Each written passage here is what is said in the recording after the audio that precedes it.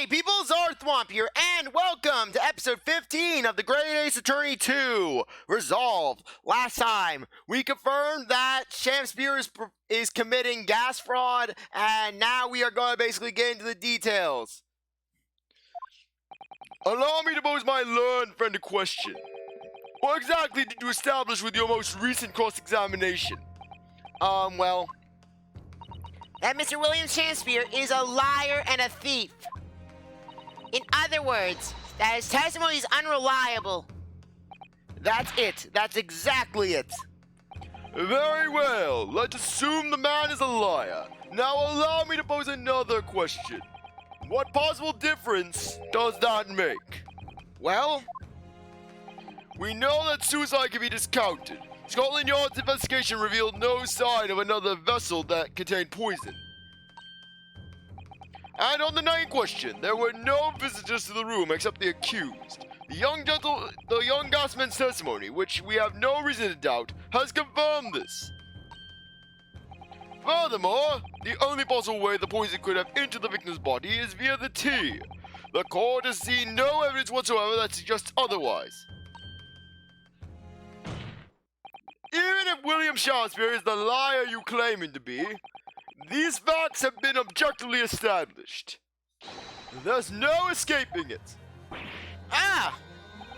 Therefore, in light of these facts, the prosecution calls for immediate adjudication.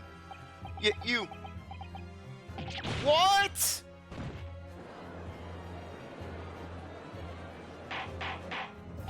Order! Well, counsel, how does the defense respond? Mr. Naruto! Naruto is yes, Ryuunosuke is dead. What was the point of that cross-examination? Did it actually guess anywhere? Or did it make no difference at all, like Lord Van Zieks is saying? Raise an objection. No, this isn't over. The defense will not rest. What? But counsel, you've successfully explained everything. You've identified and substantiated the unscrupulous method employed by Mr. Shamspeare to consume gas. What more is there to discuss? Lord Van Zieks just highlighted 3 facts in order to make his point. But contrary to what he would have the court believe, not all of them have been objectively established at all. What are you trying to say, my Nipponese friend? Oh, you know it's serious when Van Zieks does not refer to Ryuunosuke as learned. At least one of these so-called facts is an assumption made due to a lack of evidence. But the situation has changed now, following the cross-examination of the latest witness to take the stand. Don't be absurd! What is this nonsense? Yes, when you bring everything we've learned so far together and consider as a whole, it's clear. There's a question that we now need to reconsider, namely, was the poison in the tea? We've all been led to believe that the strychnine poison that afflicted Mr. Shamspeare was in the tea brought to him by Mr. Natsume, but that's conjecture at best. Objection! The victim has testified that nothing else passed his lips that night. There is no other possibility. And since there was no trace of the tea left at the scene, it couldn't be tested for traces of poison. Objection! As I said, the situation has changed, because in fact, some of Mr. Natsume's tea was left at the scene, and a particular piece of evidence proves it. Objection! A ludicrous claim. Scotland Yard detectives investigate the scene exhaustively. What evidence are you suggesting they missed? The defense has made a bold claim indeed. Very well, counsel. Present your proof. What evidence from the scene of the crime can tell us about the nature of the defendant's tea? Teacups. What exactly is this piece of evidence supposed to reveal about Mr. Natsume's tea, counsel? Well, I suspect it may possibly be related to the tea in some way, if we dig deep enough. Then you will be digging for a very long time indeed, my learned friend. Oh. Even at the bottom of the deepest chasm, you will find no sense in that absurd assertion.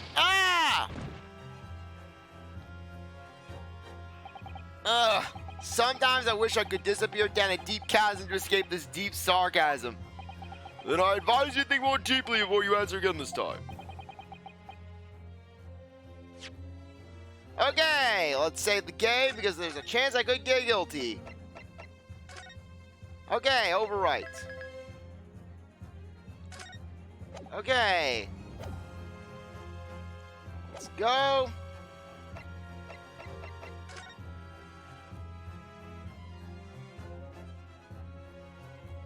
Okay. This must be the tea that Mr. Shamspeare was drinking from them. It's stained on the inside.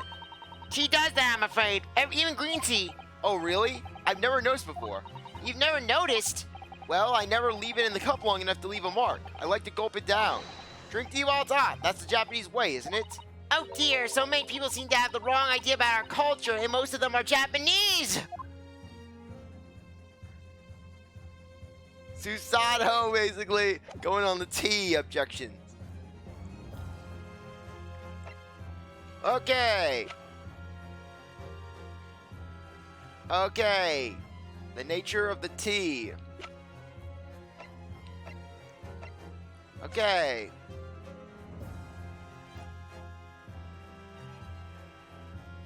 Okay, the cup was spilled. Okay.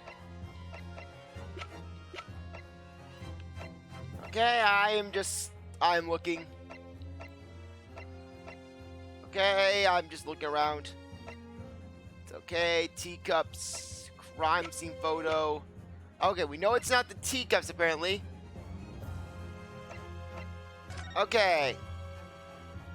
Yes, we already checked that out. Crime scene photo. Crime scene photo? Okay, apparently we're getting a guilty verdict. You get to see a game over. I am sorry. Here's the thing. I never played this case myself. I have only seen it in passing. Thank you, counsel. That will do. I've seen enough. And...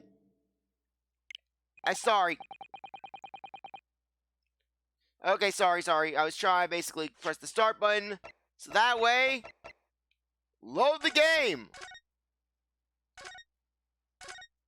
I think I showed the game over in the last episode, in the last game, so basically it's the exact same thing. So now I can more or less just do the exact same thing over and over again. Okay. Yes, the nature of the defendant's tea. Soap bar? Soap bar, yippee! Good gracious! The soap, again? The same bar the victim used to fashion his coins of ice? Yes, that's right, my lord. It's just come back to me. Something about when we first found this bar of soap at the scene yesterday. It's more bars of soap! Soap. What are bars of soap doing lined up on a ledge outside the window? I'm quite certain that when we originally stumbled upon the bars of soap, there was actually a frozen coin in each bar. So you discovered the gas thief's coin factory. Fascinating. In a way, yes, but there's more. The coins he found in the soap at the time weren't normal ice. There was something strange about them, you mean? Exactly, something very obviously strange. They were red. The ice was red? No, you mean... That's right. It's obvious to me now. The fake coins in the soap were made from frozen tea. What? I would remind the court of a statement made by Mr. Natsume earlier in this trial. That evening, yes, I did take some freshly brewed tea with me when I visit Mr. Shamspeare's room as a gift. The public water pump outside always freezes at night, so I brought bottled water especially to make it. And this is the result. Never will I touch tea again. Never. Oh, yes, I believe there had been a snowfall that day. It was particularly cold. Sadly, on such occasions, the poorly constructed water mains in the east end are prone to freezing. So, on the night in question, Mr. Shamspeare, having no running water to use, was forced to use the tea brought by Mr. Natsume in order to make his fake coins. My word!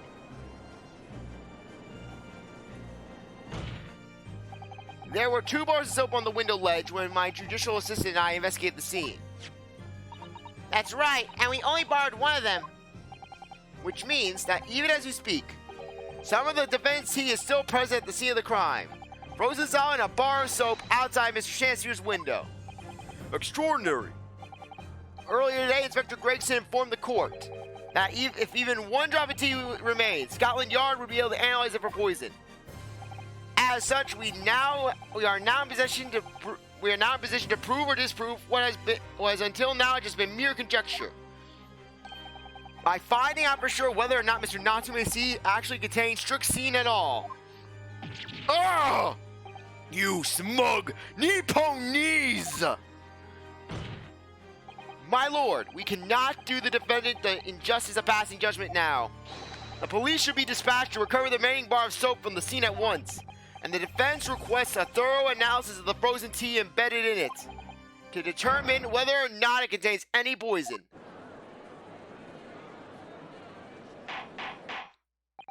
Bailiff! Bailiff! Instruct the police to attend the scene at once. Yes, my lord. Understood.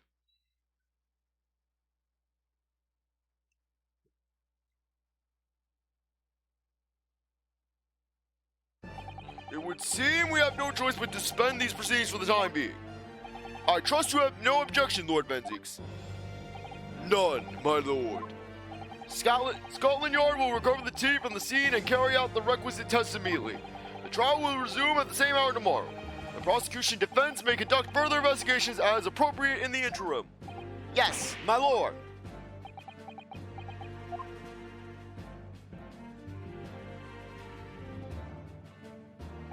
Well, we managed to scrape through there somehow. Thank you, counsels. Court is adjourned until tomorrow.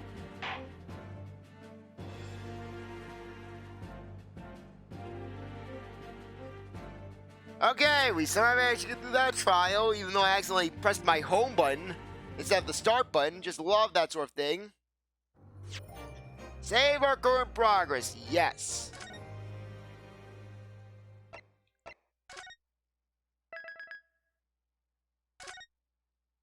Oh, I did not mean to save that.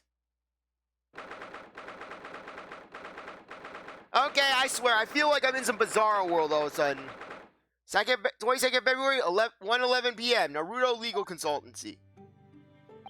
Phew, we made it back in one piece. Just, to be perfectly honest, I thought we were finished there for a while. Oh, I know. What a lot of close shaves. There are so many carriages on the street of London. You were nearly flattened several times. Oh no, I didn't mean that. Yes, I know. It was a marvelous defense, Naruto-san. It really was. I was in awe of you, and CzarThwomp's left eye is starting to burn. Oh, thank you. And now that your fervent exploits have won us some more precious investigation time, let's see if we can't find some new clues for court tomorrow. Yes, let's do that. Is everything all right? I suppose. I still can't quite believe it, that's all. That I'm here in England working as a lawyer, I mean. In the Old Bailey, no less. The truth is, it shouldn't be me, should it? It should have been him standing in my shoes. It should be Kazuma. It was Kazuma-sama's wish that you follow him to Great Britain and work alongside him. Yes, I mean, I never had the chance to ask him exactly why, but he clearly had a plan. I wouldn't be here today if it wasn't for him. And you're doing wonderfully, Naruto-san. I have no doubt that Kazuma-sama would have said the exact same thing if he were here with us. Thank you, Susato-san. Thank you.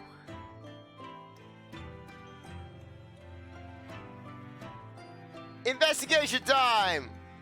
Examine the shovel. Perhaps we should put this spade away somewhere. That's not a spade, Naruto-san. It's a shovel.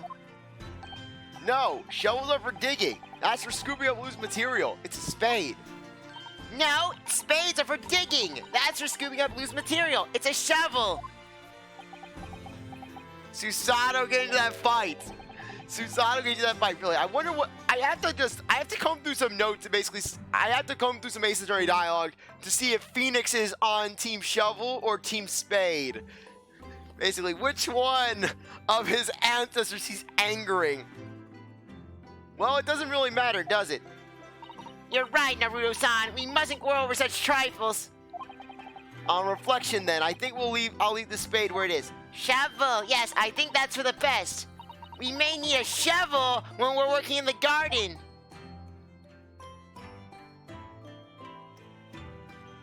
Yes, I love how basically this is Phoenix's legacy. Arguing about basically different tools, different things. Susato's room of bittersweet secrets. I heard that there's another room behind that door. Yes, it's my bedroom, Naruto-san. As you well know. Shall I help you unpack your things? That's very kind, but no thank you. Your luggage looked very heavy. Are you sure I can't help you move it? That's very kind, but really, no thank you. A young man's private chamber is a place of bittersweet secrets, you know. How much you want to bet that basically Susato's using it as a drug factory to help Iris out? Susato gets a 40% cut of the profits. The only secret I have is the 5-yen banknote hidden on the backside of my Daruma doll.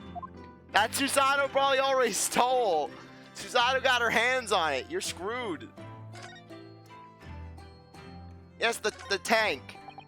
These tanks are for keeping sea creatures. They're called aquariums, and they were all the rage in London at one time, apparently.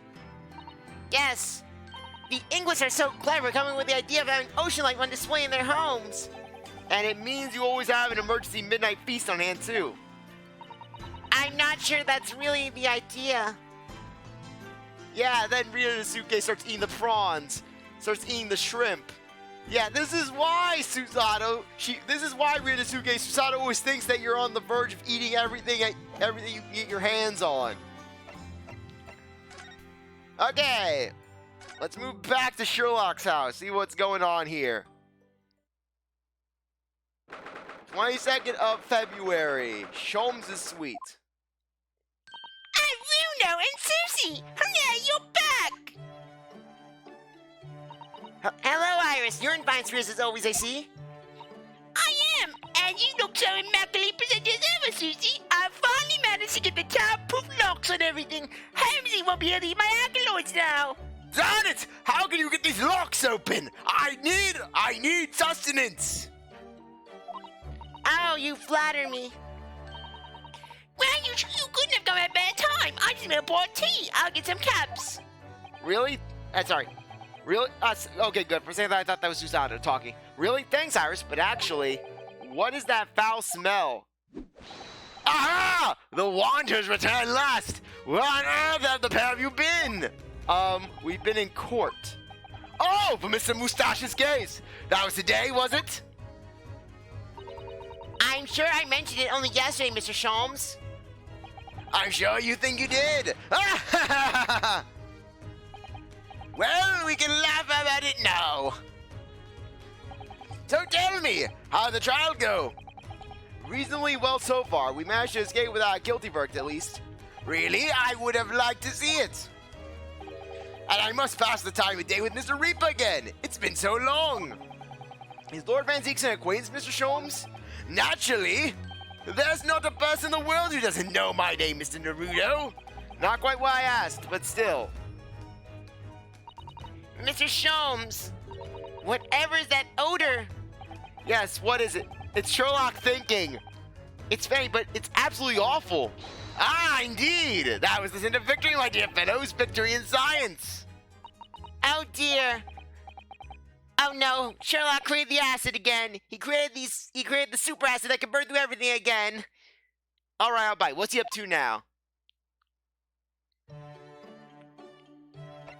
Examine everything! That is what we do!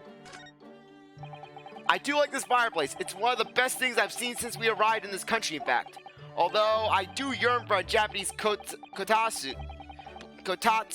Putting your legs under a warm blanketed table is so comforting. Do be careful, Mr. Naruto. Don't mistakenly put your feet into the fire, will you? You'd suffer terrible burns, you know. I love just how Susato essentially just goes mom mode on Ryuunosuke. I worry sometimes about how Susato-san sees me. If it wasn't for Susato, Ryuunosuke would have just cooked his face in the fire. He would have tried to eat the fire with Sherlock. Sherlock would have dared Ryuunosuke eat the fire, and Ryuunosuke wouldn't have hesitated.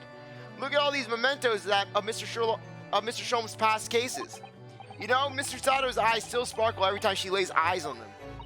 But yours don't they, Ryuno? Well, I have read the adventures of Sherlock Sholmes now, by order of Mr. Sato. But the trouble is, having seen the real thing in action, somehow the stories don't quite ring true for me. Well, he does solve the cases in the end. I suppose so. Perhaps there's more to the great detective than meets the eye. The case of bittersweet secrets. It's curious how this enormous metal chest is being used as a coffee table, and even more curious to think that Iris's father's notes about Mr. Sholmes' cases are inside it. He mustn't look in that room now. There's no dark secret between Daddy and me. Wait a minute. I think this may actually be a plot hole, because this may have been just an inadvertent plot hole, because Iris does not talk about her father until the 5th case of the first game, which takes place after this. And Mr. Sholmes is somehow in the secrets? He tends to forget, you see, as soon as he solves a case, in fact. Once when he reached one of my manuscripts, he had a terrible argument about it. Never have I solved such a case, he said. He was absolutely adamant. Sometimes I wonder if he's from another planet, don't you? Yes, a planet in which artequinine is water. There's all sorts of books on these shelves. Chemistry apparatuses, books, papers, and a lot of things I've never seen before. It's all heaped up so high, I can't help but feel that the whole lot is gonna come toppling down at any moment. It looks as though it might topple, and yet it doesn't. Yeah, epitome of Mr. Sholmes' brilliance. I don't get it. As it happens, I'm quite well practiced when it comes to stacking shelves myself. Just the other day, the shelf in my office finally gave way under the strain, though. It looks as though it might topple, and it does. Yes, the epitome of your disarray. I really don't get it. Okay. Let's check Iris's board. Iris typing out the manuscript. Iris basically bringing out the story of the soap. Iris masterminding it all in her chair that doesn't let her feet touch the ground. Yes, this is where you note down ideas, isn't it, Iris? So, what's on the blackboard today? Buck up, Ryuno. What is this? Don't be a beta cuck, Ryuno. I love when they actually get Iris out of the chair. That is a good detail. Oh, I'm just playing around with ideas for my next month's installment. The next month, the sequel to it will be Don't Be a Beta Cuck, Ryuno. Another guy was the bear coordinate. I'm really torn about which one to use. What do you think, Ryuno? Anything but buck up, Ryuno, obviously. I suppose you're right. That would remind me about you. I'll tell you what, I'll surprise you with it. You'll have to wait until next month and see. So many sleepless nights. Welcome to my club. Milady, she doesn't let up. Every night I'm haunted by nightmares of her finally cancelling me on eotwitter.com. It always strikes me how pretty and neatly arranged this tea set is.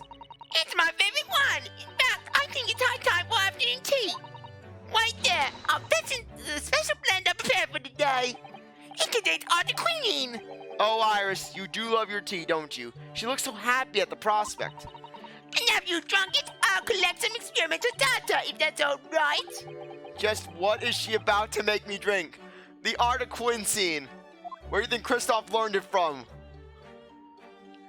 Yeah, Iris is somehow a robot in the future.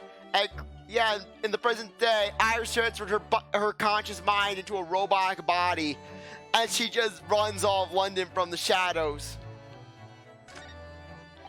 That's a charming little white shelf, and full of charming little bottles too. Oh yes, but don't touch any of those. They might explode.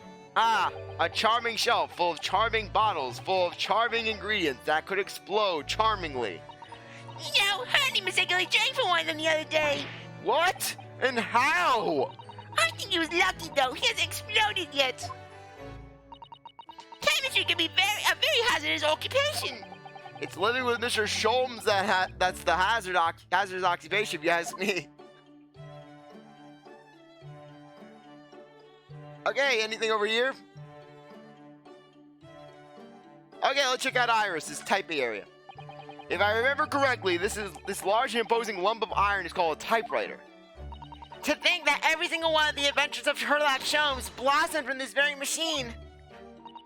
Ah, it's such a dreamy thought.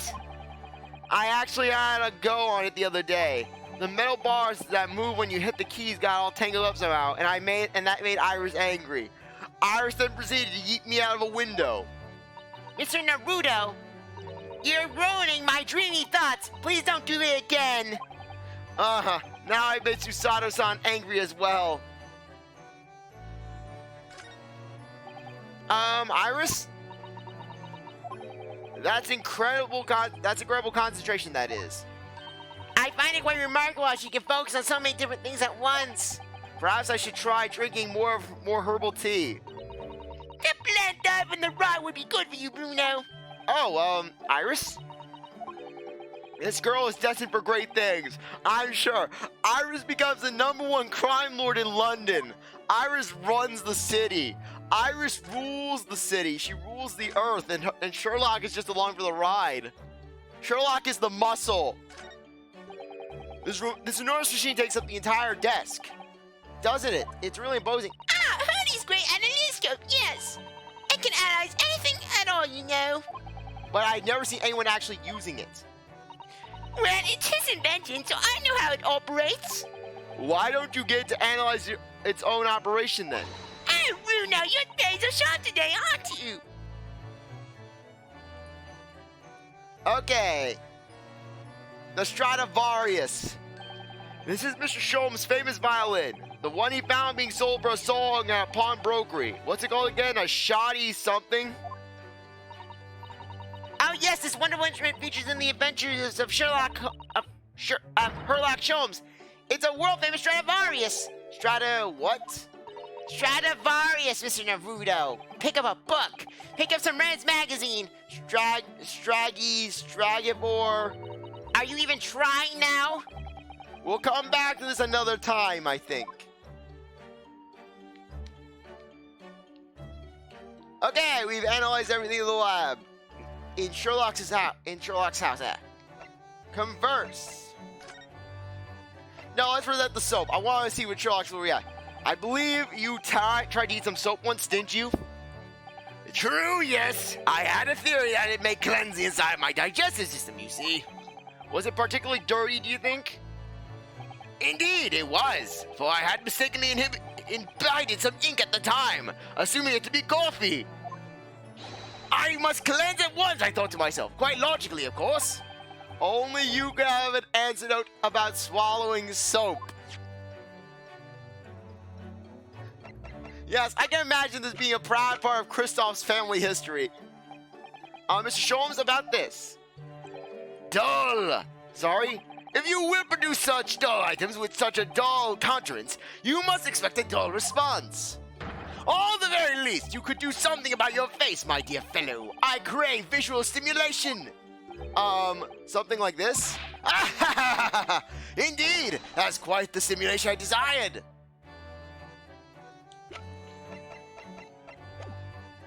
Converse. Lord Van Zieks. Lord Baroque Van Zieks, yes. It's an interesting sobriquet he has, isn't it? The Reaper of the Bailey. Once the legendary prosecutor has fought for someone's conviction, that person is doomed. Even if he or she is found not guilty by the courts, sooner or later the hapless soul will vanish from the capital. But vanish how exactly? By falling under a passing carriage or drowning in the Thames. Or succumbing to a sudden fever, or quite out of the blue, being set on upon by highwaymen. There are numerous routes to one's final terminus, my dear fellow. It all seems a little far-fetched, really.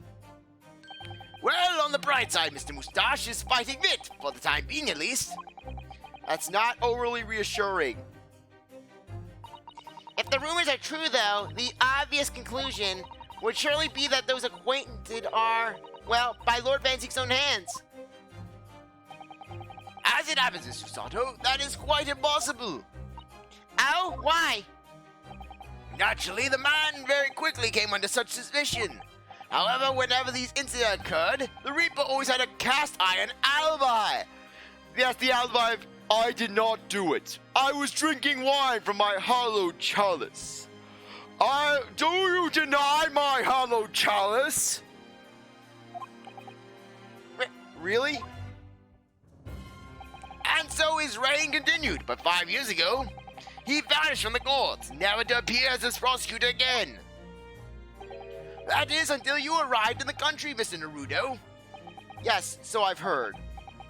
In fact, it was the very day I arrived when I was thrust onto that trial at the Old Bailey. That bitter fight to the death coincided with the Reaper's resurrection, and really did end bitterly indeed. And here you are, facing Mr. Reaper again.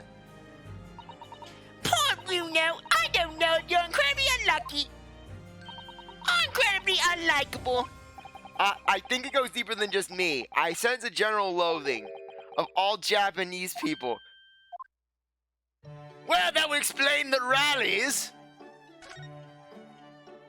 With Mr. Natsume, who I'm currently defending being Japanese as well as Mr. Sato and myself, I felt even more keenly in court today. For some reason, Lord Van Zieks seems to have an inherent disdain for the Japanese. Indeed! That's why he has the rallies! The rallies? That's right! Oh, you should see them, Mr. Naruto. He holds it every day. Every third Wednesday, he holds a rally at the local meat warehouse in which basically he rants and raves about his disdain towards the Japanese. He basically spits upon the flag and he tries to push forth his book, Fighting the Rising Sun. Put on some sunglasses. Shield your eyes from the rising sun. That is his book. And then he also promotes his radio cast every Sunday from 3 p.m. to 5 p.m., in which he goes on rants about his theories regarding your people and their cultural placement in the world. It is quite the show, really. It's interesting to say the least, Mr. Naruto. And then there was about 2 days ago, you were out of the office at the time, but he actually had a parade in which basically he was shouting slurs with his followers. He was a little upset you weren't around, of course. Indeed, it's quite an interesting observation. Do you know something about it? Do you, Mr. Sholmes? It was about 10 years ago that Baroque Van Zieks chose into the legal profession. However, before that time, the young man's closest companion hailed from the Empire of Japan. No! What the? Tell us more, Mr. Sholmes. What happened? I believe I've made it clear before. I'm unable to tell you anything about the affair. Oh, but... The veil will be lifted on the events of the past in due course, I have no doubt. For now, however, it is Mr. Moustache who is most deserving of your attention, I believe. So, what is that indescribably foul smell? Ah, well, most probably this, I would say. What is that? It is a creation of my own design. I call it Gatorade. My dear fellow, it is, of course, my latest invention. A chemical test that can identify whether or not tea is genuine and a drop of some tea. Oh, my. There are some unscrupulous sorts manning the stalls along some of London's less frequented streets. They regularly sell what purports to be high-quality tea, but is in fact merely dry leaves of drab flavor. Well, that's certainly unsavory behavior. So, when one is presented with what appears to be black tea, one must be careful. Iris! Activate, Hurley! Let us add a drop of my chemical to this cup of tea here. Do you see what happens? It turned completely black, and now no one can drink from it. And what a foul odor it's giving off! Indeed, the blacker the tea becomes, the more foul the odor. The better the tea is. It would appear that this cup was particularly fine, dashing. That's very ingenious, but what do you do with that black liquid now? Why, dispose of it, naturally. Surely you wouldn't like to drink it, would you? Knowing Sherlock, he did drink it at one point. There does seem to be a rather obvious problem with your new invention, Mr. Sholmes. Hence why this chemical test is merely a test, my dear madam. Right. The point is, we are entering a new era of science. In the world of chemical investigation, also. Yes, forensic science. Oh, these are such exciting times. And really, I just can imagine this. Emma looks up the history of forensic science in the Ace Attorney universe, and then she comes across Sherlock. She sees that that basically he looks and acts very similarly to Clavier. No, it can't be. Fop Grass is no. And then Emma just has a freak out because Clavier, his family line created forensic science. Emma mourns basically what has become of forensic science. Clavier's ancestor created forensic science, and then look at Clavier. I regularly engage in the scientific experimentation along my usual consulting detective work. The Sherlock-Holmes method will be the foundation upon which modern investigation techniques is based. This little tea indicate was a happy byproduct of my ongoing forensic science research. Forensic science? I suppose I should find out some more about that. So, your tea test, is that an example of forensic science? Indeed it is! An essential tool in cases that hinge on the knowledge of whether some tea is of high or inferior quality. Not a huge number of cases then. Perhaps a more practical example is required. Fingerprints? What could you do with fingerprints? That's useless. Not yet accepted in our courts as evidence, I might add. Really, we are dragging our heels there. I hadn't even heard of them until recently, which is particularly why I undertook research in this field myself, of course. Does that mean you're studying fingerprints, Mr. Sholmes? There are others in that field already, and I abhor the company of inferior minds.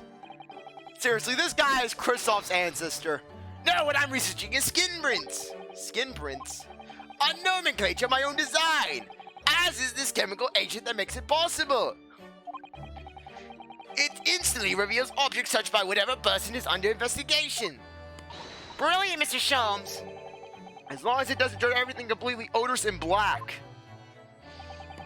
I assure you, my dear fellows, you will witness my forensic talents in action very soon indeed.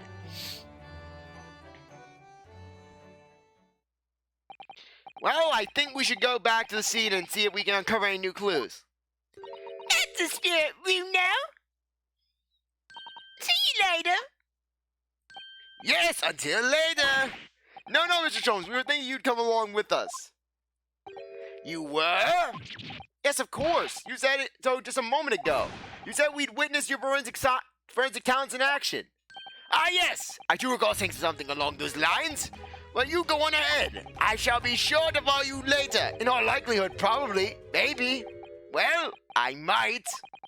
Your commitment astounds me. Oh, thank you, Mr. Sholmes. We're eagerly awaiting your arrival.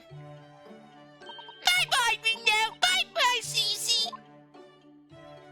Tell Gracie that you owes me protection money. Okay, anyways. I think now would be a good time to end things off. I really appreciate that you stuck around to watch this episode. You're a great viewer, and I hope you come back for the next one. Like this video, like, subscribe, comment, share, do as they want. Well, I'll see you next time. Bye.